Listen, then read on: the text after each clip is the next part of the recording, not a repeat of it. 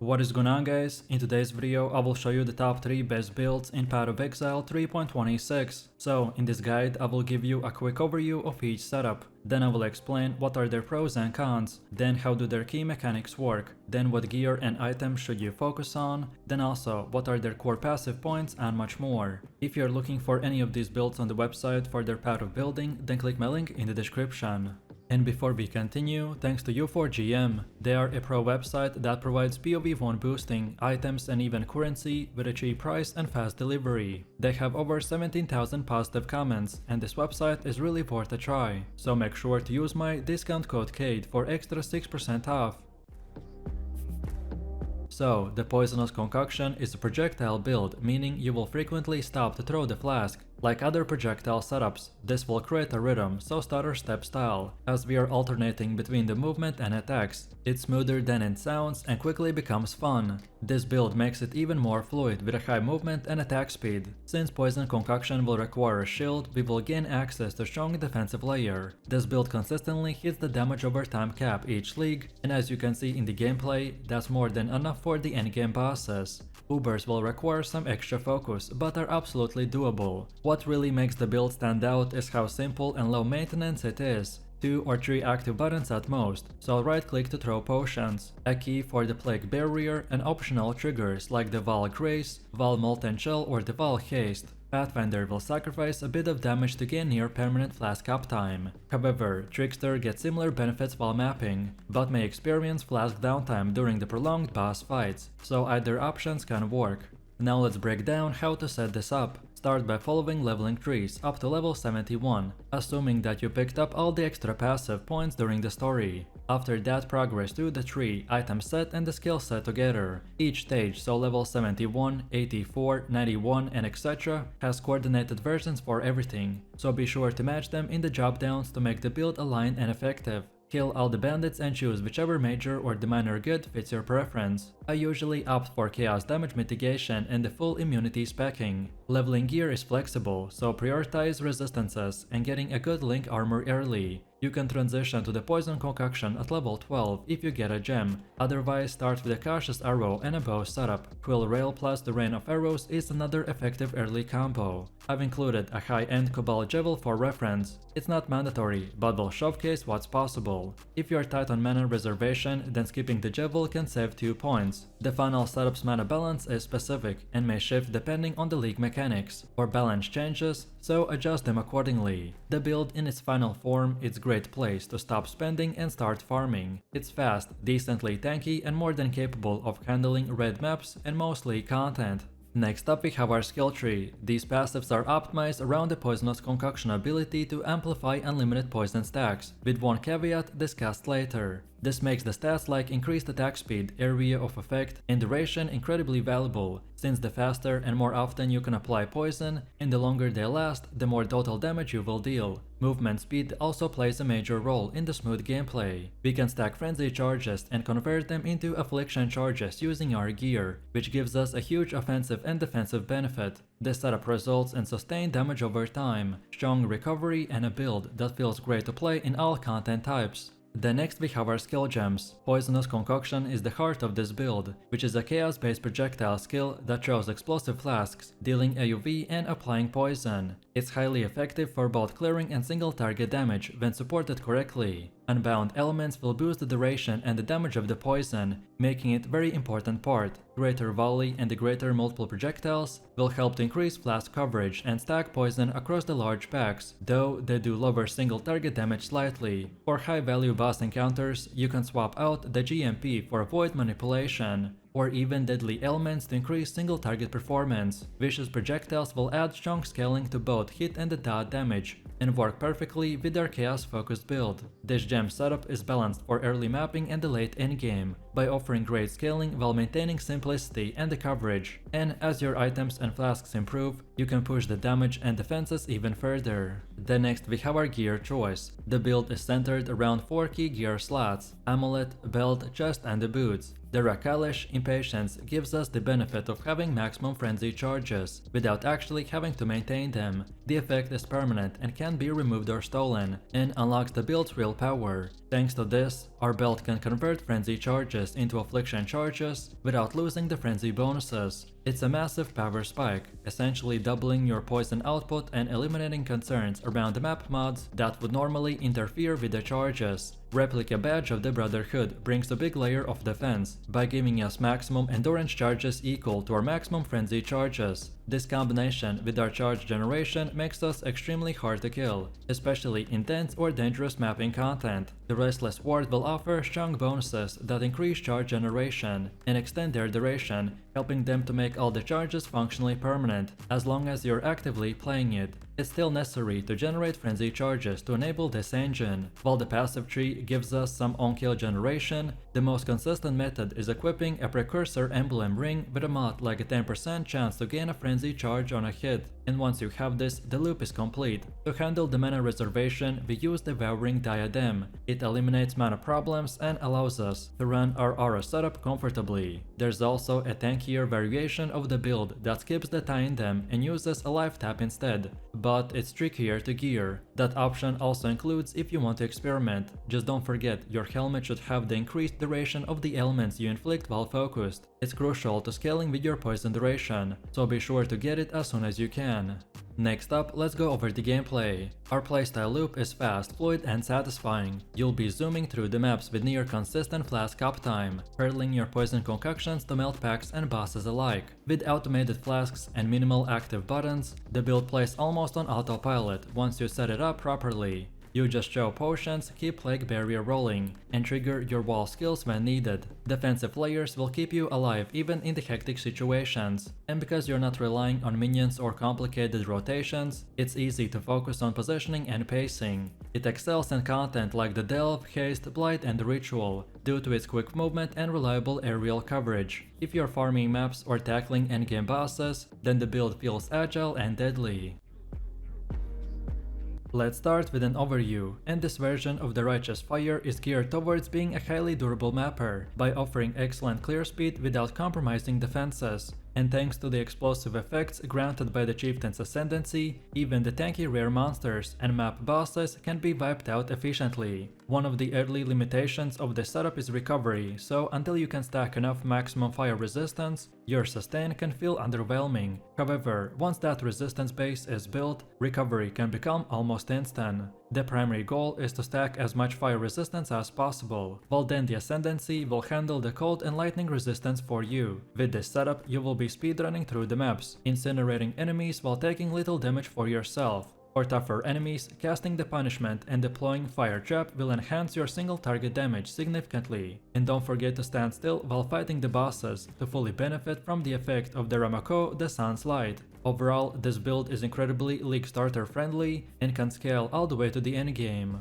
Now let's talk about leveling, and as alphas know, if this is your first character, then you will want to create a witch and take her to level 4. This will allow you to get access to more important gems early on, so complete the Breaking Some Eggs and the Medicine Chest quest to unlock these. The key gems you will purchase will include the Rolling Magma, Elemental Proliferation Support, Frostblink, Flame Wall, Summon Phantom Support and the Holy Flame Totem. Your initial setup will involve Rolling Magma linked with the Elemental Proliferation, and then later the Combustion support. Flame Wall is great for adding burning damage early, and the Holy Flame Totem linked with the added fire damage and the Summon Phantoms will give that extra offense and utility. Make sure to pick up Determination, Vitality and Purity of Elements as soon as they become available. These auras will significantly enhance your survivability. Then Frostblink will remain your mobility skill through the leveling. And then in Act 3, switch to the Flammability for Curses, and then later replacing it with the Punishment. And then finally, after the library quest, you can consider moving to the Armageddon brand for faster clear speed if you want to. Next up we have the skill tree, and the layout is focused around the high life, fire damage, regeneration and resistances. At around level 90 to 95, the tree pushes heavily into the marauder and the templar areas. With over 250 strength, your fire damage gets a significant boost due to the chieftain scaling. The key nodes will focus on burning damage and the elemental resistance, while the small cluster jewels are used to enhance aura effectiveness, particularly the male voyants. Armor is also prioritized over evasion or energy shield, by providing the best mitigation for a build that stands in the melee range. Then the block chance and spell blocks are supplemented for further defenses. The chi supports the core idea of the Righteous Fire, which is a build that survives its own burning damage while using the same burn to obliterate enemies in seconds. The core damage scaling of our build is split into a bunch of categories. So first we have maximum life, which directly affects the burning damage. This makes the high life rolls on gear crucial. However, remember that life does not scale your fire trap damage, so modifiers like the fire damage over time multiplier and burning damage are still important to maintain. So pretty much we will have to play this type of balanced game between these both forms of scaling. Then, when it comes to skill gems, the setup is fully tuned for the most optimized setup. The Righteous Fire is linked with the Awakened Elemental Focus, Awakened Increased AoV Effect, Awakened Burning Damage, Life Tap and the Swift Affliction, by providing a potent blend of aerial damage, burning efficiency and the sustainability. Then Fire Chop runs an Awakened Swift Affliction, Life Tap and the Chop and Mine damage, which gives us a strong supplemental damage and a single target pressure. Then for utility, the Tempest Shield and the Flesh and Stone will enhance both defense and utility, so Tempest Shield will grant block chance and shock immunity, while the Flesh and Stone will provide blind and the damage reduction. Then the Malevoyance, Purity of Life and Summon Skitter Boots will boost our damage over time and the elemental resistances, making them the core to this build's aura strategy. The Shield Charge and the Frost Blink will give us a smooth movement across maps, letting us stay mobile in dangerous situations. Then the Blood Rage will add extra attack speed and the Frenzy Charge generation, while the Punishment will boost damage against the low life enemies. Then Enduring Cry provides instant life regeneration and Endurance Charge generation, which makes it crucial for surviving during heavy incoming damage. These skills will work in the harmony to create a smooth, resilient gameplay that lets you focus on the movement and the fire damage while maintaining a robust defenses. Next we have gear. Your helmet should be a high armor elder base with a burning damage and a concentrated effect support. By using Harvest Reforged Life, it will help with these modifiers, and then later upgrade to the Archdemon Crown for additional gem levels. The amulet we should focus on is life, damage over time multiplier and resistances. Then bases like the Turquoise, Jade or the Marble amulet are useful, depending on your attribute needs. Then Cloak of Flame is your ideal chest piece due to its physical damage mitigation. Alternatives like the Lightning Coil can work, but require more resistant balancing. For gloves, the Pure Armor base with a high life regen, which can be up to 21%, are ideal, and they are great for additional chaos resistance and dexterity. Use Exarched Influence to get Ignite Proliferation for clear. Then your boots should have a 30% movement speed, high life and regeneration. Then Annihilation Approach is a strong endgame option. Then belts offer the highest source of flat life regen. Then Immortal Flesh is a great early option, and later you can craft an Elder Stygian Vice. Then Ring should cover life, resistances and chaos resistance. I recommend to consider crafting with the essences of Delirium for damage. Then weapons will need the fire damage over time multiplier, then the flat fire damage increase, and +1 to fire spell gems if possible. Shields like the Rise of the Phoenix and the Dawbreaker are excellent early choices, but you can aim for a rare Shaper shield with a percentage life recovered on a block for the best recovery. Next up we have gameplay, and it is very straightforward. You want to activate Righteous Fire at the start of each zone, as it remains active until you leave the area, so you will need to toggle it once in a while. You want to move around by using the Shield Charge for fast mapping or the Frost Blink, for more precise dodging and repositioning. Then use curses like the Flammability or the Punishment on blue and rare packs to amplify their damage taken and softening them up for your burning aura. Against tougher bosses, you want to job the Fire Chop repeatedly and either way circle the enemy or stand your ground to benefit fully from the Rakamo, the Sun's Light, which significantly will boost your damage when you're standing still. Timing Frost Blink through the enemies can chill them and help to avoid telegraphs with a high damage hits. Alternatively, you can kite them along the edge of your Righteous Fire radius to minimize the incoming damage while still burning them steadily. This version of the Archmage Vortex build focuses around the Transfigured Frost Blast, specifically the Wind Ripper Blast variant. By removing the cooldown and scaling the skill with a cast speed, this setup will turn you into a spell machine that melts screens with ease. Normal and magic mobs barely will stand a chance, and the real power comes when you stack this with the Vortex of Projection for elite and boss encounters. Vortex explodes from the Frostbolt projectiles instead of being cast on your character, which massively increases your area coverage and letting you safely control the large packs at range. I tested Kitava's Thirst as a trigger, but despite its automatic potential, it lacked defenses and had an awkward projectile behavior that often made it unbearable. Instead, I chose a more consistent and flexible approach that puts the control in your hands. The synergy with the shrine effects is one of the highlights of the build, as once you grab the echo of acceleration shrines, your character starts moving and casting so fast that it feels more like playing a flicker strike with spells. This build is highly responsive, mobile, and extremely fun to play in a fast-paced environment. Bossing is also solid too. Either way, if you're pushing through Delirium, fighting tanky rares, or facing multiple bosses, then overlapping damage over time effects and rapid projectile coverage make sure that nothing stays alive for long.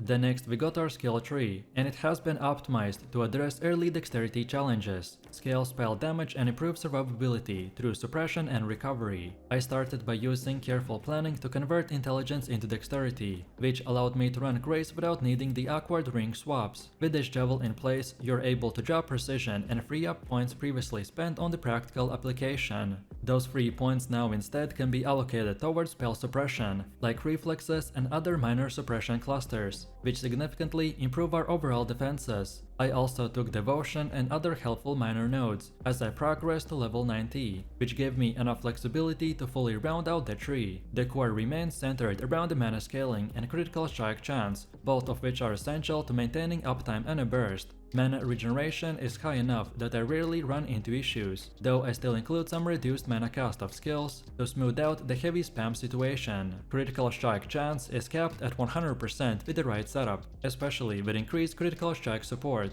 Then cooldown recovery is converted with 14% from belt, though you can bypass this early if you use the Awaken cast on crit gem. And lastly, accuracy is solved by using the hits can be evaded mod, which ensures that we always connect. Next up we have our skill gems. The main link is centered around the Cyclone, which serves as a trigger for our cast on critical strike combo. Vortex of Projection is the core damage spell, and it's linked with increased critical strikes, increased critical damage, and the Archmage to scale both crit and the mana base power. The synergy between these gems make clearing smooth and bossing surprisingly effective. For Frostbolt, we run it inside the Kitava's Thirst, with greater multiple projectiles, Archmage, and Inspiration. This setup enables the projectile to serve as the anchor of the Vortex explosions, giving us a massive coverage and a damage layering. Utility skills like the Arcane Cloak are linked with the Automation, Increase Duration, and Enhance to provide burst damage and additional defenses. We also use Sigil of the Power, linked with either way increased aerial coverage or the Wrath, depending on the needs, and even supported by the Eternal Blessing to fit into the RS setup. Then Assassin's Mark is auto-applied with the Mark on hit, and the Flame Dash will handle the movement. For RS, Prism Guardian will support the Zealatory, Determination, and the Vaal Discipline by giving us massive offense, armor, and even recovery.